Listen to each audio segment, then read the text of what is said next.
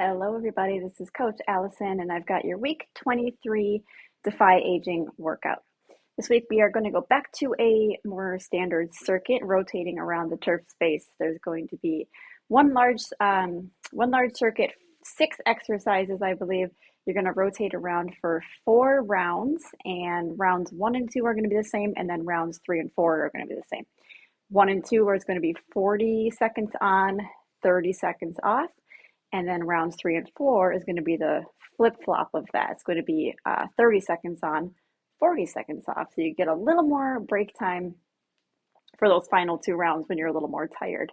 And then, of course, we have a team builder at the end. All right, let's review our 6 stations.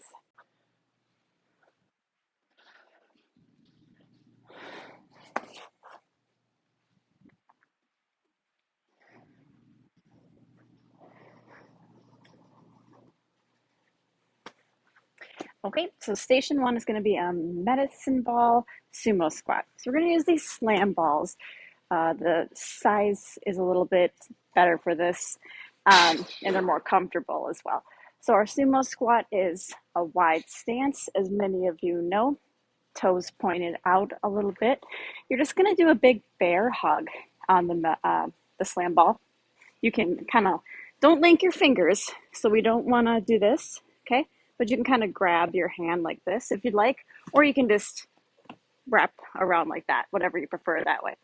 Sumo squat, so again, wide stance, and you don't want to lean forward too much when we do these, so I'm going to turn to the side to show you that.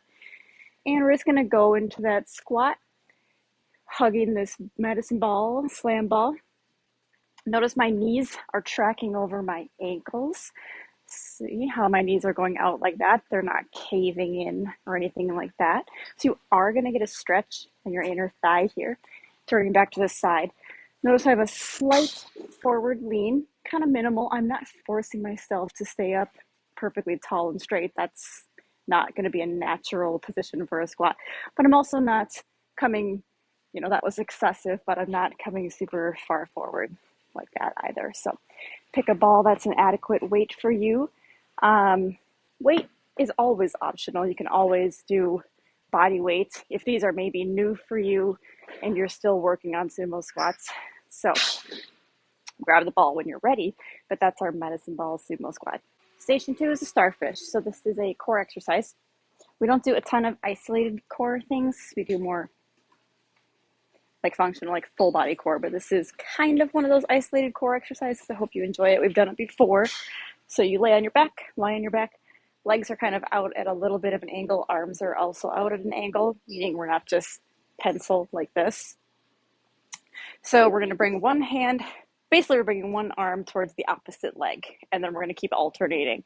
But I want you to pay attention to what I'm doing with my head and my upper back and my shoulders. So as I bring my hand to my opposite leg, like this, I'm lifting my head, and I'm also lifting, trying to get my shoulder and my shoulder blade off the floor. Maybe if I turn a little bit like this, you can kind of see that. Oh, I have a shoot thing here. Okay, anyways, so see how I'm getting my head, obviously, but my shoulder, and I'm even trying to get my shoulder blade off the floor. I want you to make sure to bring the head down to the floor each time between each rep. That's just going to give your neck a little bit of a rest, because holding the neck up this whole time is really tiring on the neck. So that is how you do the starfish. For anyone staying off the floor, we're going to do a standing kind of knee to opposite hand or elbow. So same starting position, arms out, legs out, like this again. So we're not starting in like a pencil. And you can bring kind of your hand, maybe forearm, probably not your elbow. If I said elbow, I scratch that.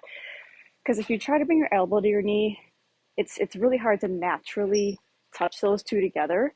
And so you kind of end up doing like a little, and it kind of sacrifices your back position. It might throw you off balance. So instead, if you just reach your hand, maybe your wrist, maybe your forearm at the most, to your opposite knee, that's going to give you sort of that nice crisscross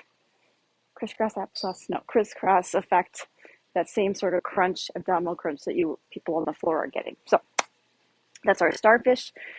Standing alternative, the hand or arm to the opposite knee. And that is our core focused station. Next station, I don't even have anything to demonstrate. It's going to be the battle rope, but it's going to be a variety, and I'm going to leave that up to your individual coaches. There are 4 rounds, so again, it's up to your coach if you're going to do the same thing for all 4 rounds. They might have 4 different rope varieties they're going to toss at you, a couple different varieties, I don't know. They might have a variety that I have never done with you, but it's going to be something on the battle ropes for station 3. All right, the next station is a TRX hip thrust. We've not done this in Defy, I don't think. So I think I'm going to be too close to the camera when I move this. All right, so it's I'm going to start out by saying it is pretty advanced. So this might actually be more of a progression. So there is going to be a different option I'm going to show you after this. But so this is if you feel ready for this. Takes a little bit of setup too, which I'm glad we have the 30 and the 40-second rests this week. So got the TRX suspended here, obviously. You put your heel, the TRX has the stirrup at the bottom and then the handle, right? So you put your heel in the stirrup. The flat of your foot is going to be resting on the handle. Okay? Like that. Now I have a different kind of a knockoff brand TRX here. So each side is controlled individually. The yellow or real brand TRXs kind of seesaw like through the loop at the top. So when you put one foot in, it's going to like take the other side up, right? So try to avoid that a little bit, but you can even out your feet once you have your feet in there. Anyways, your coach can also help you at this station to get your feet in. So you put your feet, like I told you, heel resting in the stirrup, flat of the foot pressing against the handle. Okay. Then you lie flat. You want about a 90-degree bend in your knees. See how my knees are bent to about 90? Maybe not perfect, but pretty darn close. Okay. So we don't want to be starting like this. We don't want to be starting more, smaller than 90. Okay. Of course, you can move your feet around. All right. I make noises when I move now. That happened when I turned 40. So you're lying flat again, knees about 90, give or take. Put your hands on I know you can't see my head, but I'm not moving the camera again. So put your hands on the floor, turn the palms up. That's just a little bit of shoulder safety. Now, your feet are going to move. The goal here, and why this is extra challenging, is that when you have your feet on the floor, they don't move. So you're going to dig your feet in, lift your hips into a thrust, rest down. And we're doing normal hip thrusts, but there's nothing normal about it, right? Because our feet want to go all over. So wherein lies the challenge here is doing the normal hip thrust, which is engaging all of these muscles here, but adding in the control component with the TRX. Okay, so we're trying to avoid those legs wanting to go all over the place. So that's really good. You can shake your feet out when you're done. It's really going to target those hamstrings a little bit more than you were probably used to. Like I said, that is a progression. Let me show you another option if you aren't feeling this one so much. And that would be feet on a regular incline. My head's going to be out of the frame again, maybe not. Feet on a regular incline, so heels, you don't want to push into the corner of it, so make sure you're putting your heels on the top of it. Everything is the same. Knees start at about a 90-degree bend, palms up on the floor, thrust the hips. Okay, so that's your other option. And I would, however, encourage everyone to attempt the TRX first, because it is a progression. We don't know until we try how something's going to work, right?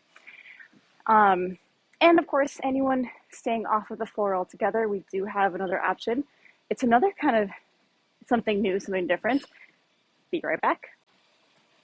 All right, the final, wow, that was weird. The final option for that TRX hip thrust, this is turning into a long option list for this exercise station, is a band pull through RDL, Romanian deadlift. This is a great option because it really creates more tension on the hamstrings, which is this station really does target the hamstrings. So this is going to be our option if anyone's staying off the floor. So there's a band anchored relatively low. You want it anchored somewhere low. You're going to straddle it, okay, and hold the handle in front of you. And from here we do a deadlift, and we do deadlifts all the time. We had them last week, I think. Yep. And again, it's just like doing it with a kettlebell. So if you had a kettlebell in your hands right here, and we did our deadlift like this, it's really the same thing. But now we have tension. Instead of pulling you straight down, the tension is kind of pulling you back, and you need to sort of thrust your hips forward to sort of counter that tension. Okay, so you step forward till the tension is kind of pulling you back a little bit. The hands are like right here at the kind of the crotch, so maybe it's slightly awkward. Just kind of get over that. And you hinge at your hips. That tension is going to release because you're letting the band go back a little. And then as you straighten up, that's when you're pulling the tension again. And you're going to kind of thrust those hips forward, do a little bit of a hip thrust forward, pelvic thrust, and squeeze those glutes and hamstrings at the top. So release the tension, let that band go back, come up to the starting point, squeeze the butt. So I'll just do a few. And if the tension's not enough, then you just step forward, create that pull more with that band. Okay, make sure you're keeping those shoulders down and back so we're not shrugging or anything like that. This is a great alternative to really get a little more of a stretch and a pull in those hamstrings than a normal deadlift. A good variety, so all sorts of options for this was all for that one station. All right, next station is a push-up with a shoulder tap. Since that previous one was so long, we're just going to zip through this. The coach can demo all the level options, and most of our participants know all the level options for push-ups anyways, but I'll just really quick demonstrate the shoulder tap part of this. Push-ups, you can do toes, knees, incline, or wall. Those are all of the options for the push-ups. I'm going to do knees because I think most of our long-term participants know my shoulder is bad and I can't do too much chest stuff. If you're doing a knee push-up, just make sure that you don't have the butt way up here and you're not doing like a face dive, but you're sinking the hips down and your chest is going to the floor, right? So between each push-up, you're going to do a shoulder tap. Should face you a little bit more. One push-up, and then tap, tap. Next rep, tap, tap. So it's kind of nice. You're breaking up the push-ups a little. It's not so monotonous. Continual push-ups. But if you place the feet or the knees a little wider than normal, that'll help the shoulder tap because you won't feel so lopsided when you pick up that hand. Anyways, that's our push-up station. Again, toes, knees, up on an incline or against the wall. Okay? Last station is a band reverse fly for a very small and seemingly simple movement. It's actually kind of complicated to do it correctly. We've done it before. It's just been a while. You need a light band for this. So do medium at the heaviest. Okay. You start with the arms straight, almost locked in. I don't know if you can see I have a very slight. This is locked in for me. I'm just going to bend my elbows just ever so slightly. Arms are straight out in front of you, so not too high, not too low, pretty much just a tiny bit over chest height. And we open up the arms like wings. Okay, it's called a fly. There's a chest fly and a back fly, reverse fly. So think of it like wings. Okay, it's not a row. A row is where you pull towards you like you're rowing a boat. This is a fly. So you got to think of it like wings. So you open up wide. The band should come to your upper chest. It's not coming below the chest or the rib cage. And I'll do a few reps in a row. As you're opening those arms wide, you should feel your shoulder blades right here squeezing together. Okay? And you almost want to put an extra little bit of an arch in your mid and lower back so you can see my little extra arch in my back. Why is that happening? Because I'm popping out my chest. When you pop out your chest, that helps to bring those shoulder blades together. Okay? So what we're not doing is opening the arms but caving in the chest. This is not the right thing. So what's the difference between this, where I'm caving in, but now this? Big difference, right? Now I'm activating the back muscles, the muscles back there. Okay. If the band is too heavy, too thick of a band for you, like I said, remember medium at the heaviest, but actually you get more, I'm going to say more better results. You do the movement better with a lighter band. So use something light. If it's too heavy for you, you're going to start needing to feel like you're pulling. Like now, see my elbows bending. Now I'm doing almost a row, like the lat pull that we do with the band. This is the lat pull. Okay, now watch me switch this to the fly, which is what we're doing this week. Now I'm going to do the fly. See how I'm opening up the arms wide again, like wings? It's kind of subtle, but actually kind of not. This is the fly. Now again, let me switch it to what we're not doing this week, to the pull, to more of a row. This is what we're not doing. We're not pulling and rowing. Okay, so hope you could see the differences there. Just keep thinking of, you keep saying to yourself, it's a fly, it's a reverse fly, wings. This is what a bird does. Well, this is not at all what a bird does, but you get it. A bird has wings. It doesn't do something like this. It doesn't pull, it doesn't row. I really want to drive that home because it's a very different movement, and we do so many rows. We do so many things where we pull and row. We just want to get that nice change this week with this nice fly. So let's really try to get that difference down, do it properly, do it right, and activate those right muscles. Okay, everybody, the team builder. We're going to either, your coach, there's a couple ways I suggested for the coaches to run this. So I'm not sure how your coach exactly is going to run it, but it's going to be a plate overhead carry. We don't use plates really ever in Defy because it's mostly, these are for barbells, which we don't use. But we're going to use them this week on the plates, not the barbells. The only tricky thing is they don't have every weight option. Like there's not 8-pounders for plates, there's not 15s, there's not 20s. There's 5, 10s, 25s, and 45s.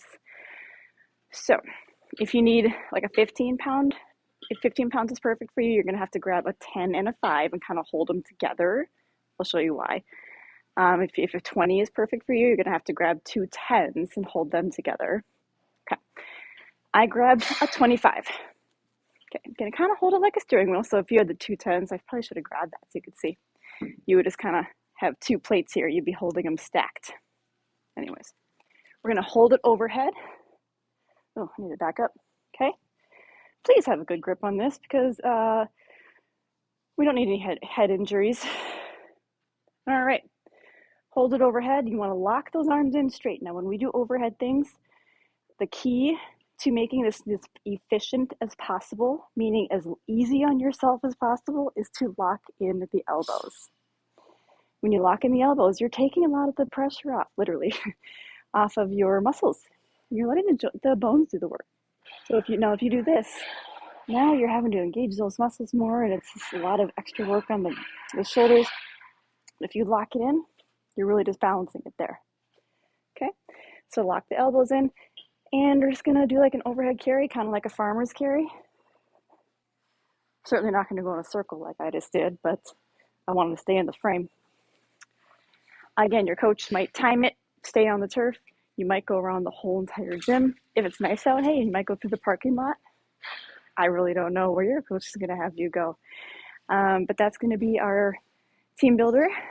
Everyone's gonna do it together. I'm gonna do a plate overhead carry. All right, team, and that is week 23. Hope you enjoy it. A couple new tools and a couple new things this week. I'll see you back next week.